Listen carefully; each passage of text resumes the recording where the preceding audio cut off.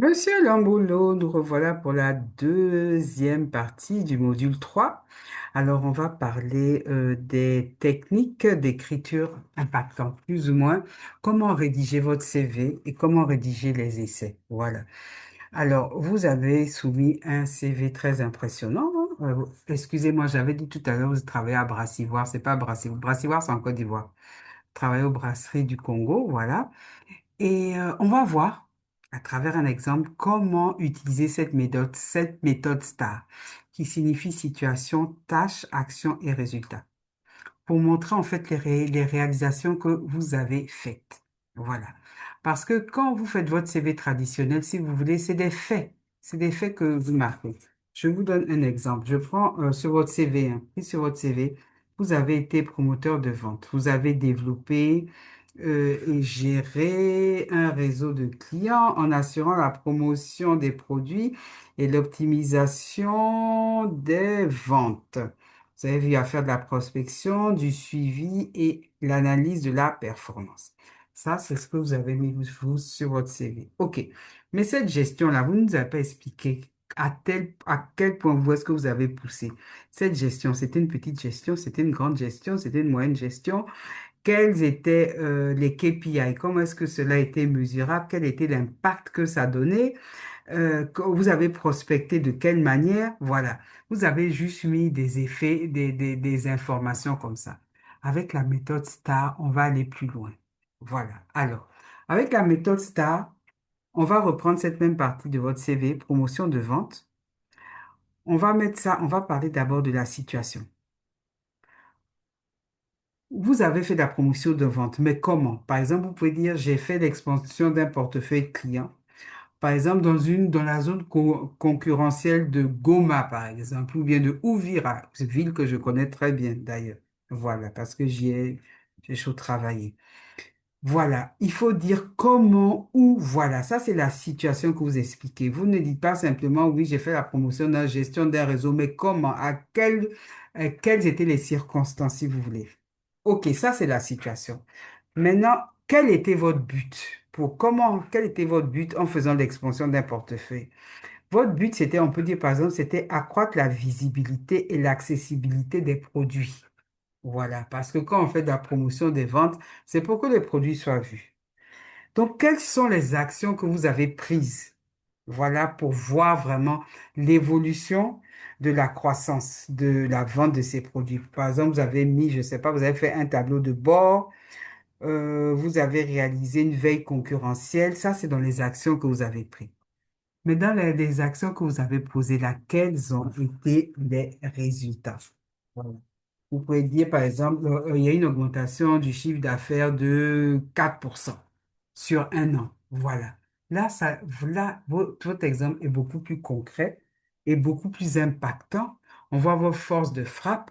On voit que c'est un monsieur qui sait faire de la promoteur de vente, mais qui ne nous dit pas simplement qui fait de la promotion des ventes, mais comment est-ce qu'il fait cette promotion de vente, vers qui, avec quel outil, comment, dans quel secteur ce sont toutes et quels sont les résultats et quels sont les impacts que ça laisse. Donc, vous voyez j'ai pris les informations de votre CV que vous m'avez donné et j'ai retransformé en méthode STAR. Ne vous inquiétez pas, on s'est permis de réécrire votre CV en méthode STAR. Vraiment pour vous permettre de vous aider un peu. Il faut bien sûr mettre dans les résultats, insérer des chiffres, des pourcentages, des résultats mesurables. Par exemple, en résultat mesurable, donc, comme on a dit, croissance du chiffre d'affaires de 4% sur un an, de temps à temps. Il faut que les phrases soient claires. Ne mettez pas comme on dit en Côte d'Ivoire, des mots de Victor Hugo, là, non, des phrases très simples. Parlez simplement, mais soyez précis. Ne mettez pas des jargons inutiles que les gens ne comprennent pas. Ça n'a qu'être des phrases simples où on voit les résultats. On voit par quelle était la situation. La situation, il fallait faire l'expansion de votre portefeuille client. Comment?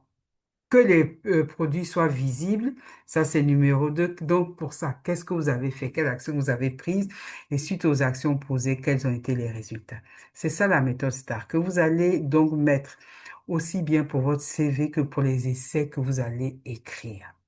Ça vraiment, c'est ce que les organismes internationaux recherchent et qu'on ne dit pas aux gens. qu'on n'apprend pas aux gens. Donc, beaucoup de gens donnent des CV comme vous, vous avez j'appelle ça le CV traditionnel, alors qu'ils vont dire, oui, c'est bien beau, mais moi, je vois pas quel est l'impact. Tandis que là, si vous avez mis des chiffres, on va se dire, ah, déjà là, avec les KPI que vous avez mis, la veille concurrentielle, les tableaux de bord, ah, là, il sait nous faire une bonne analyse de données. Et en fait, c'est souvent ce qu'ils recherchent comme la Banque mondiale, puisque vous avez installé sur le terrain, le but final, c'est de lutter contre la pauvreté. On va sur le terrain récupérer des choses données, récupérer des choses, des statistiques, faire des études, manipuler les chiffres. C'est de ça qu'il s'agit. D'accord? Donc, comme je dis, ne vous inquiétez pas, on a réécrit votre CV pour vous. Alors, euh, attendez, diapositive suivante. Alors. Quand vous avez fini de faire vos trois essais, vous avez fini d'écrire votre résumé, il faut vraiment vous relire, bien sûr, voir si les trois essais se complètent. Vraiment pas raconter une histoire, raconter une autre histoire, raconter une autre histoire. Vous allez parler de votre expérience ici, après une expérience qui n'a rien à voir, quand vous étiez, par exemple, DJ ou bien joueur de tennis. Non, il doit y avoir une cohérence parmi les trois essais. OK? Voilà. Est-ce que vous avez mis les mots termes du YPP dans le domaine choisi? Voilà. Tout à l'heure, on va parler du domaine choisi.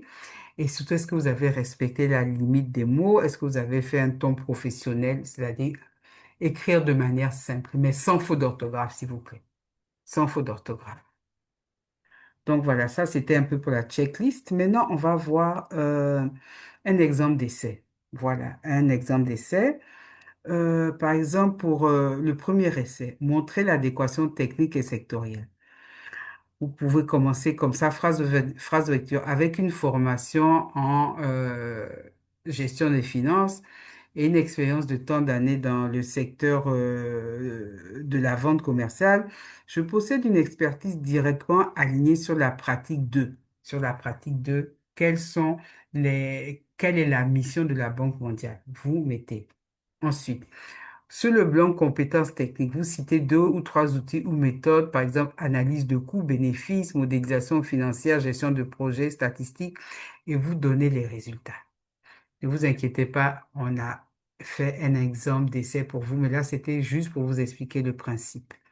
Voilà, donc c'est dans ce genre comme ça qu'il faut rédiger aussi l'essai, toujours avec la méthode STAR. Euh, pour l'exemple STAR, situation, tâche, action, résultat d'un projet marquant dans le même domaine. Exemple, voilà, ça c'est pour l'exemple sectoriel ciblé. Il va falloir, par exemple, ça c'est pour le deuxième exemple, il va falloir lier vos atouts au mandat global. Voilà, c'est-à-dire que quand vous donnez dans le deuxième essai, on va vous demander, par exemple, de montrer votre adéquation, c'est-à-dire de montrer dans ce que vous savez faire, dans les compétences que vous savez faire, en quoi est-ce que ça rejoint la mission, les objectifs de la Banque mondiale. Voilà, parce qu'on a souvent, entre parenthèses, tendance à parler de soi. J'ai fait tant, tant, tant, tant, tant, c'est bien beau. Mais est-ce que tant, tant, tant, tant, tant que tu as fait, j'ai fait de la promotion commerciale, j'ai été chef d'équipe, d'accord, tout ça, c'est bien beau. Mais en quoi ça intéresse la Banque mondiale? Voilà. Donc, il va falloir faire le lien. Il va, ne vous inquiétez pas, on a écrit l'essai, mais c'est vraiment pour vous expliquer, pour aller au fond des choses, parce que c'est parce que le temps est court, parce que normalement, le cours là que l'on donne, le cours, il dure un mois à peu près, mais là, on a tout concentré en une semaine pour vous donner. Voilà. Il va falloir aussi, quand vous donnez des exemples, d'élaborer les indicateurs, de mettre des chiffres toujours. Voilà. Quand vous liez ce que vous savez faire aux objectifs de la Banque mondiale, mettre des indicateurs, que vous avez mis des systèmes pour évaluer les thèmes transversaux, par exemple, l'emploi, le climat. Voilà. Euh, vous pouvez mettre par exemple aussi que vous avez surveillé les résultats de développement en temps réel et soutient les groupes de renforcement de capacités et de conseils comme le conseil et l'emploi. Ça, vous voyez ici, là, je suis allée sur le site de YPP sur le site de chez YPP pour voir dans le domaine où vous êtes susceptible, selon vos profils de postuler.